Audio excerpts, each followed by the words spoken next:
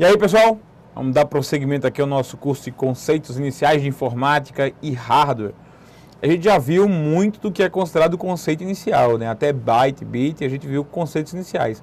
A gente já começou, a partir de analisar os componentes do computador, a gente já começou com o assunto de hardware. Então a gente já está começando, a gente já está analisando o hardware, tá? Então, se o seu edital não tem hardware, se não existe componentes físicos do computador, hardware, essa palavra hardware, não estude esse módulo até o final mais.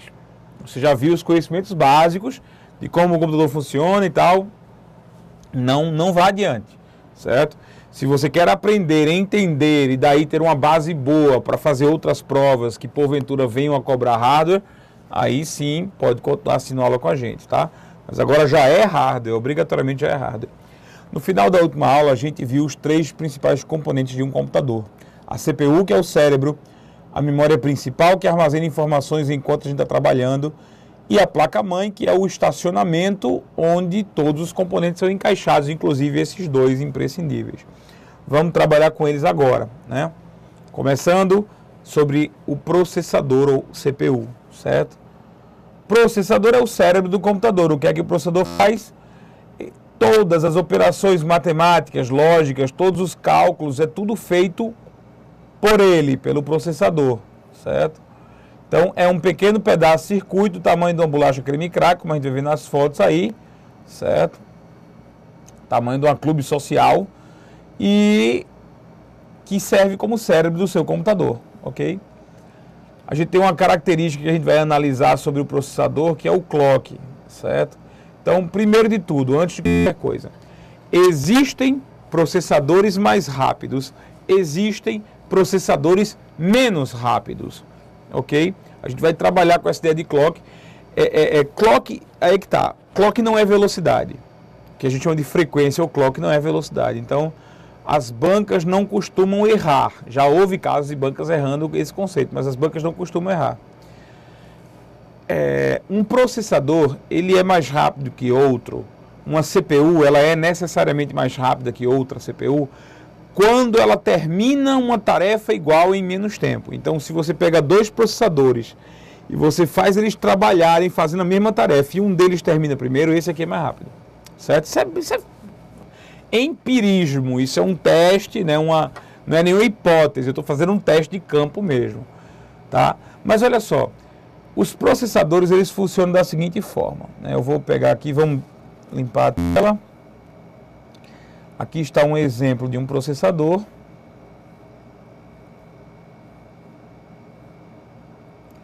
Certo? Dentro do processador, dentro da CPU, existe um pequeno cristal. Esse cristal recebe o nome de clock.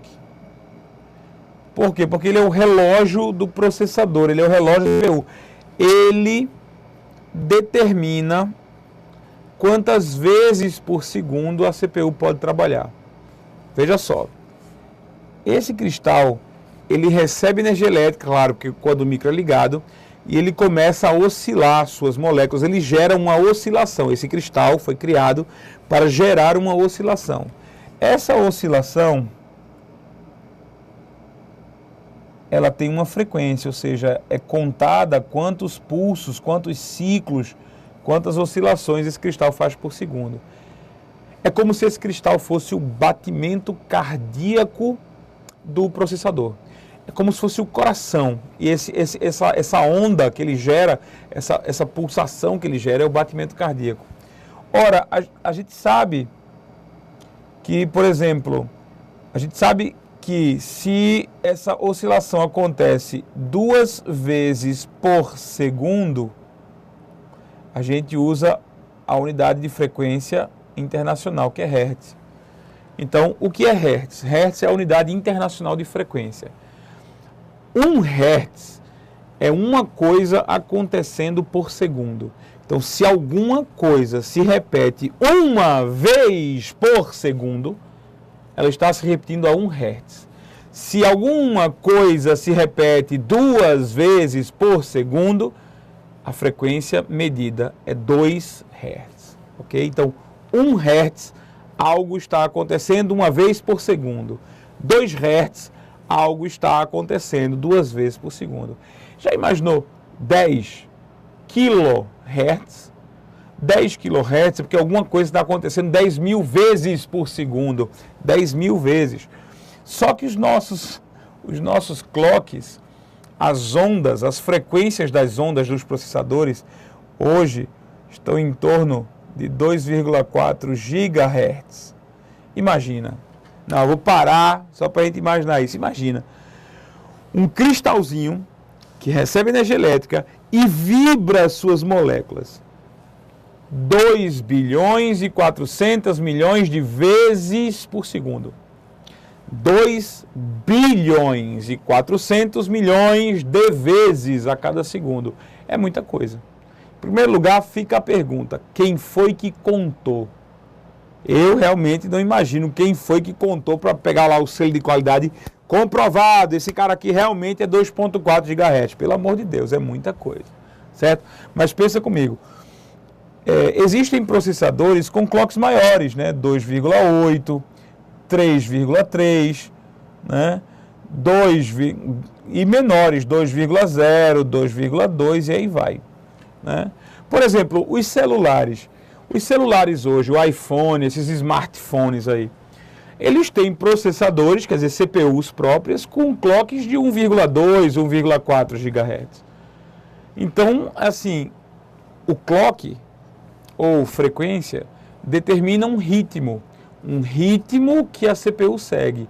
O clock é velocidade? Não, clock não é velocidade. Influencia nela, mas não é velocidade, certo? Um dos fatores da velocidade final, da capacidade de processamento de uma CPU é realmente o clock.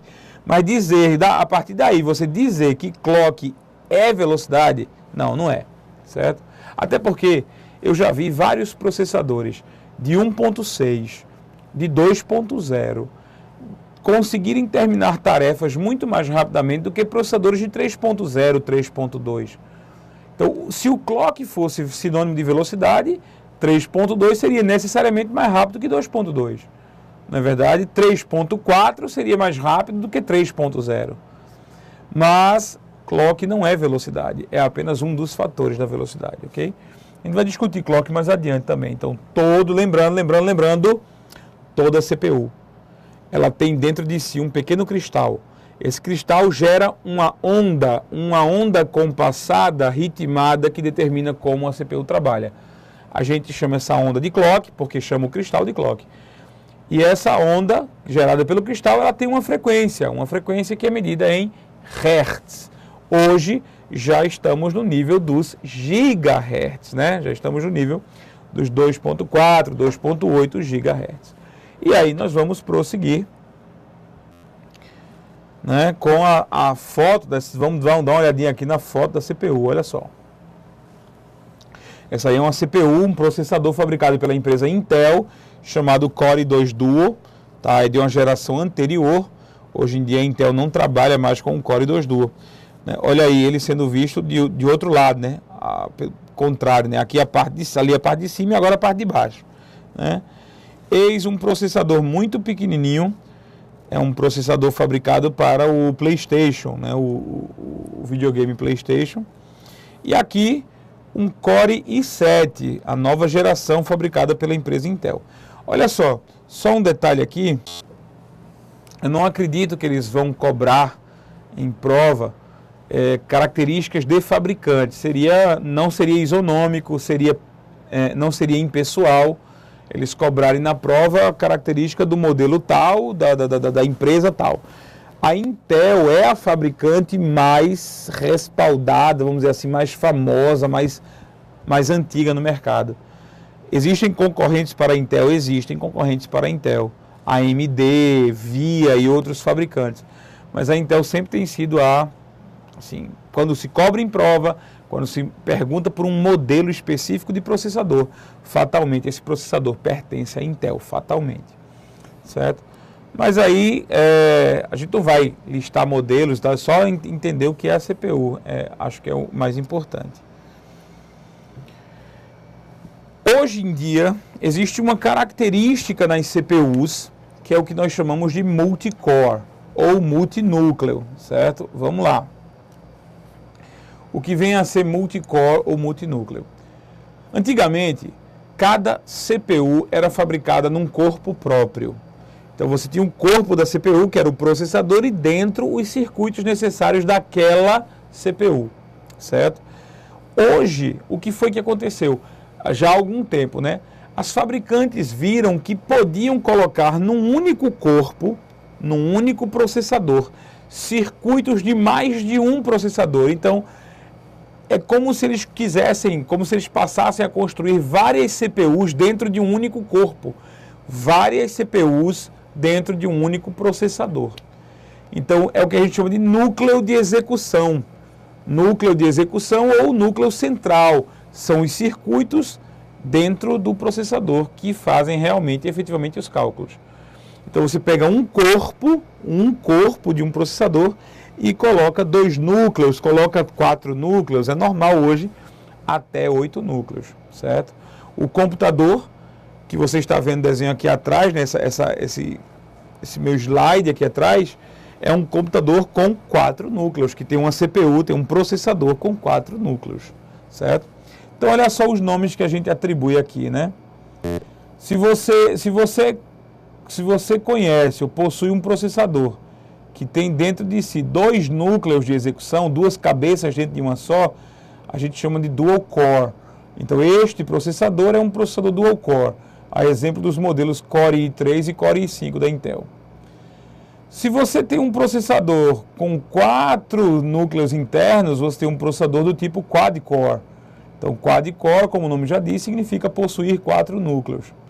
Já existem processadores com 8 núcleos, não é núcleos não, tá errado aqui, viu?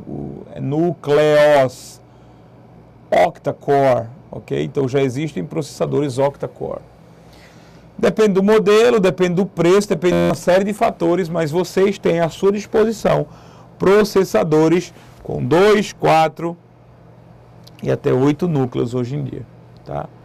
Logo, logo, assim, deve-se, com a miniaturização das peças, logo, logo você vai encontrar 10, 12, 24 núcleos dentro de um único processador. Já vi de 12, acho que não, 12, não sei, acho que já fabricaram de 12. Mas é mais comum você encontrar dual e quad, dual core e quad core. Os octa-core são um tanto raros, são tanto caros demais, difíceis de encontrar no dia a dia, mas é possível, certo? Então, continuando aqui, olha só um exemplo, um esquema, um desenho esquemático aí de um processador dual core, ok? Então, esse processador, ele tem um núcleo aqui e tem um núcleo aqui, certo? São 2 núcleos dentro de um único corpo, dentro de um único processador, um único corpo aqui, ok?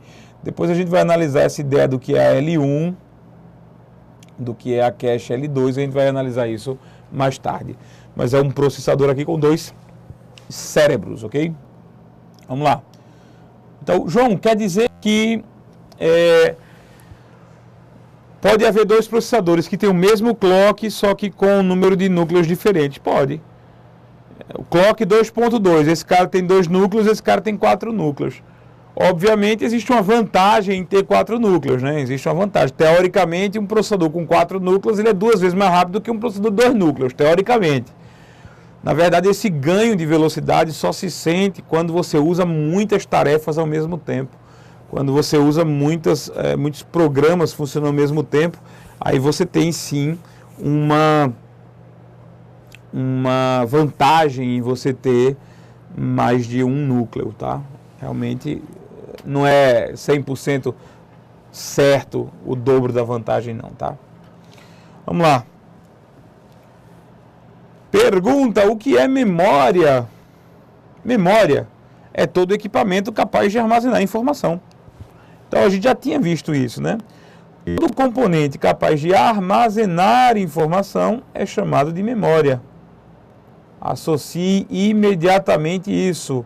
Associe o verbo armazenar com a palavra memória, ok?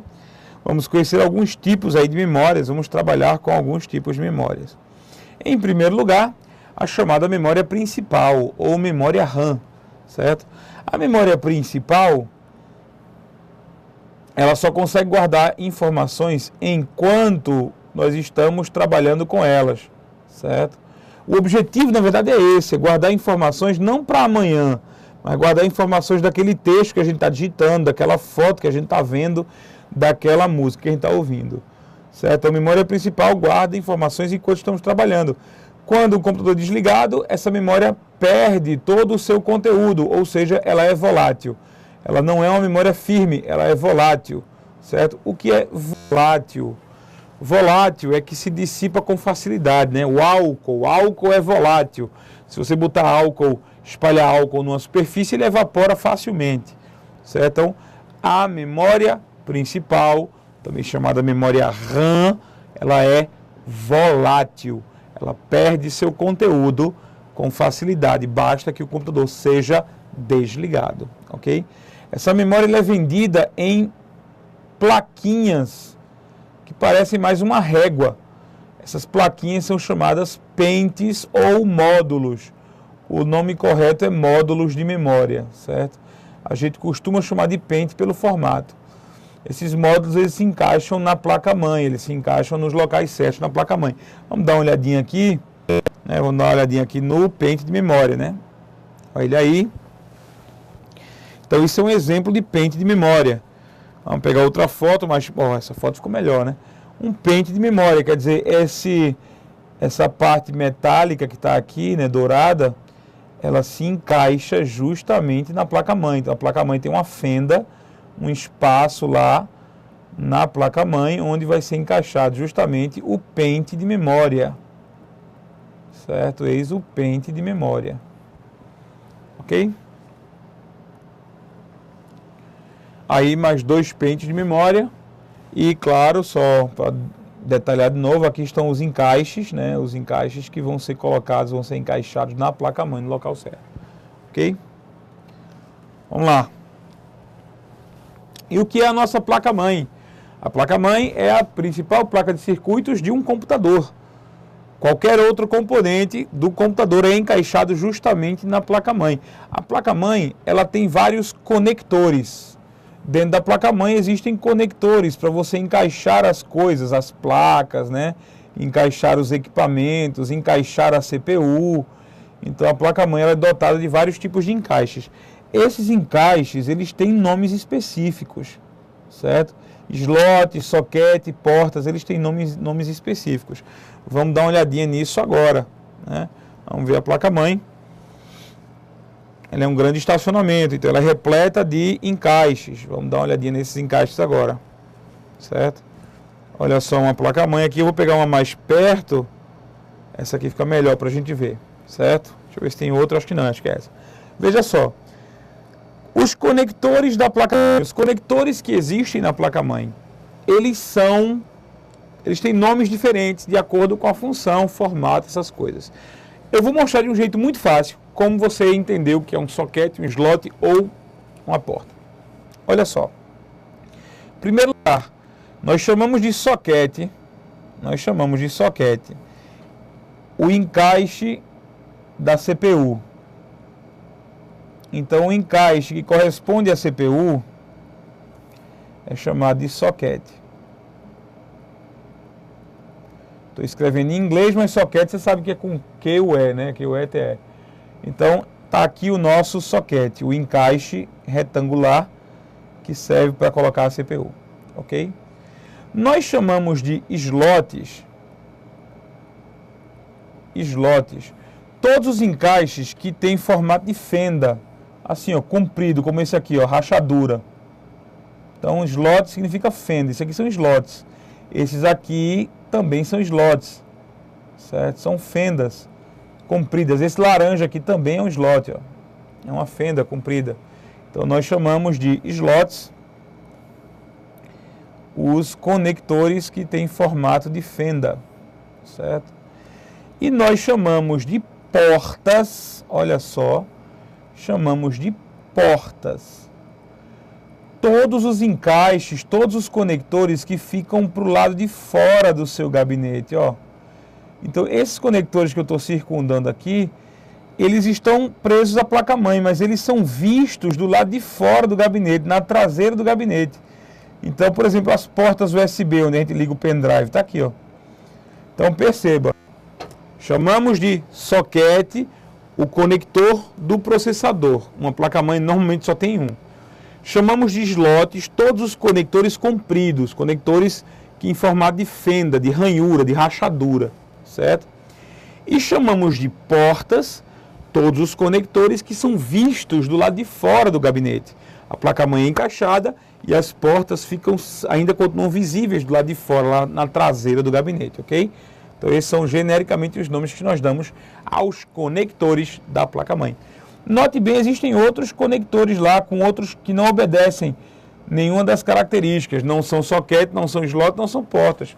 A gente chama de conectores mesmo, quando não tem como chamar especificamente, a gente chama de conectores no geral, certo? Ok? Então, a placa-mãe é composta, repleta de conectores, de plugs, né, de fendas para conectar em equipamentos.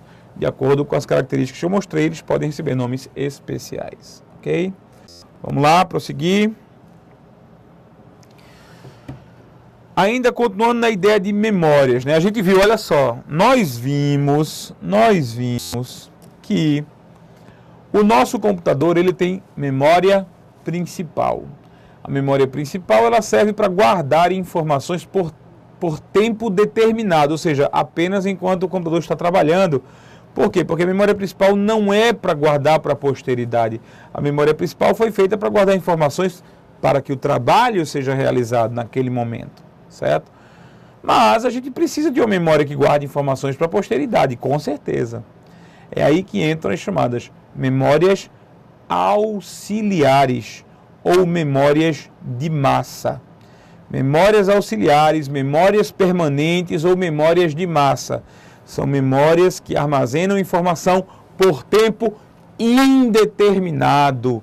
São memórias que conseguem guardar informação por muito tempo, sem necessidade de estarem ligados à energia elétrica.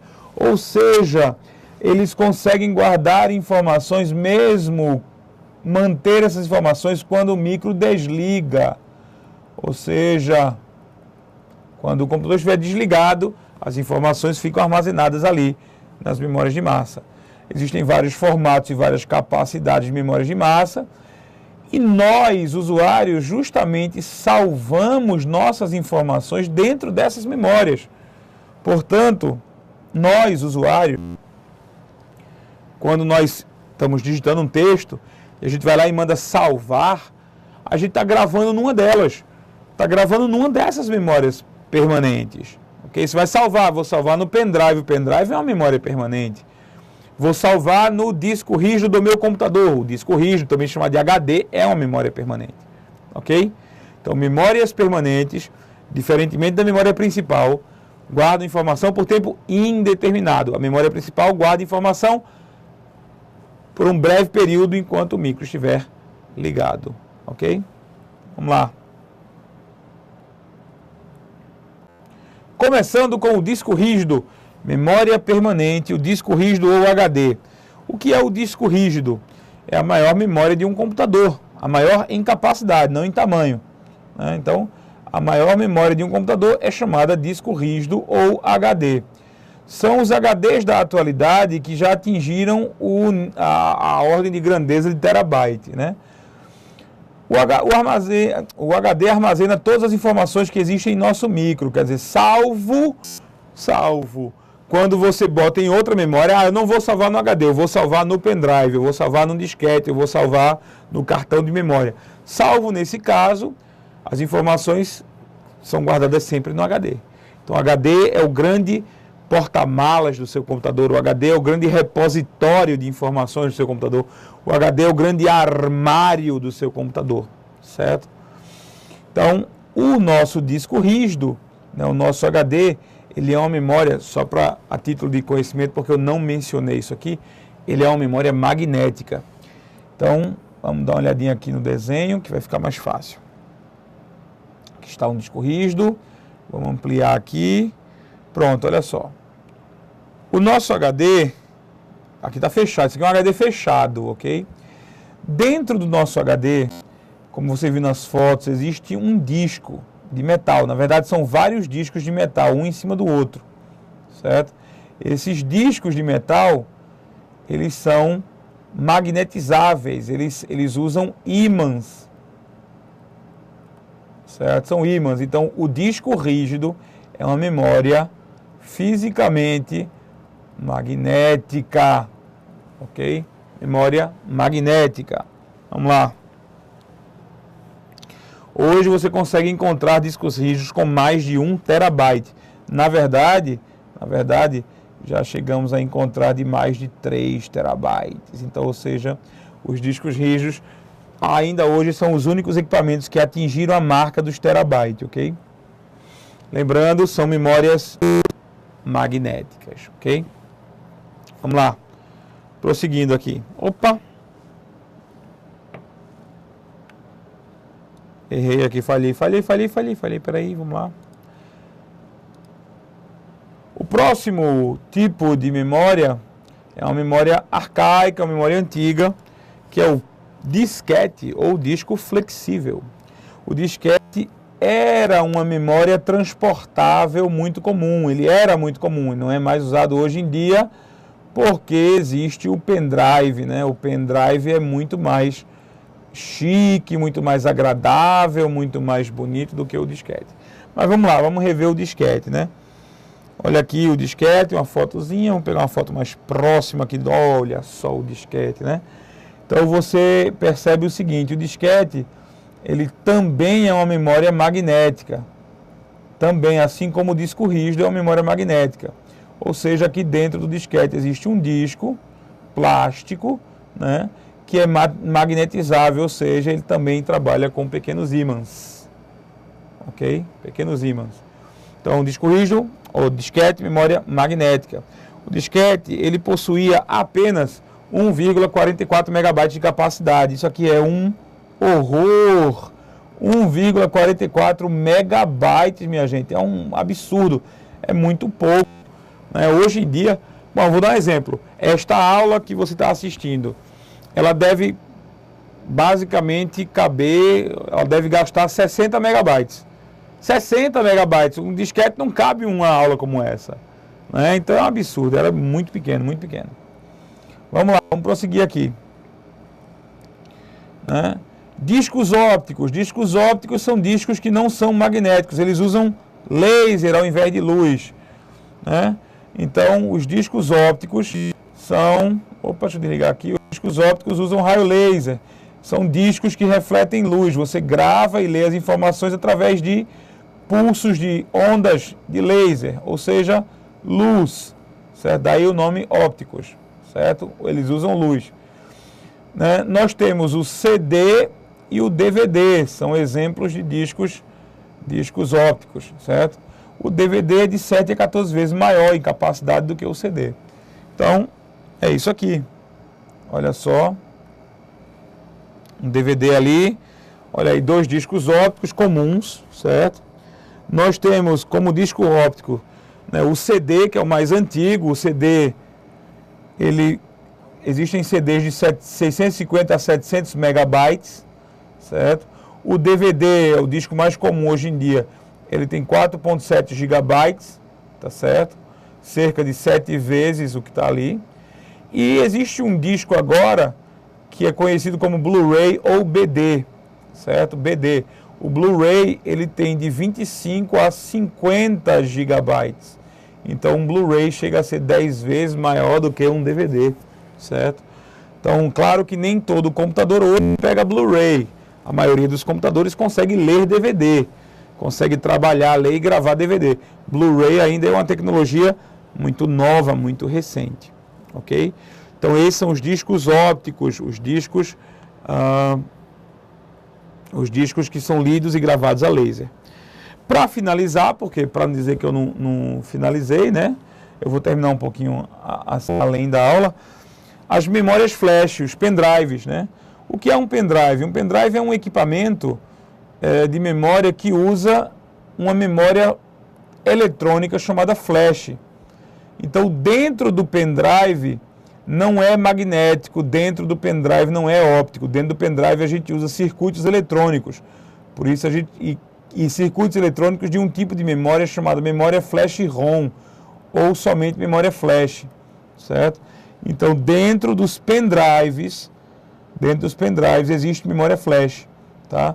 Essa memória, os pendrives são chamados de flash USB porque eles se encaixam na porta USB do seu computador. Então, são dispositivos de memória que usam flash e que se encaixam na USB, olha só, né? Então, aqui dentro do meu pendrive existem circuitos de memória flash e esse meu pendrive pode ser encaixado na porta USB do computador, certo? Daí o nome USB Flash Drive ou USB Flash, qualquer coisa desse tipo, que a gente costuma chamar de pendrive, ok? Então, com isso a gente conclui a aula de hoje, pessoal. Com isso a gente termina a nossa aula de hoje. Eu gostaria de agradecer mais uma vez a sua participação. A gente saiu um pouquinho do horário, mas logo logo a gente vai estar continuando com a próxima aula, vendo aí os próximos conceitos básicos de informática. Ainda tem muita coisa para a gente ver, tá? Acompanhe pelo material que está aí, que foi disponibilizado na primeira aula. Qualquer dúvida, você já sabe, manda um e-mail para mim, joão@euvopassar.com.br, ou melhor, você pode usar aqui embaixo o nosso sistema de tira dúvidas, não é isso? Aqui embaixo, você, aluno VIP, tem o direito de usar o tira dúvidas aqui embaixo. Então você vai lá, diz, uma dúvida tal, eu vou responder. Evite dúvidas, professor, meu computador quebrou ontem assim, o que é que eu faço? Não dá para fazer assim.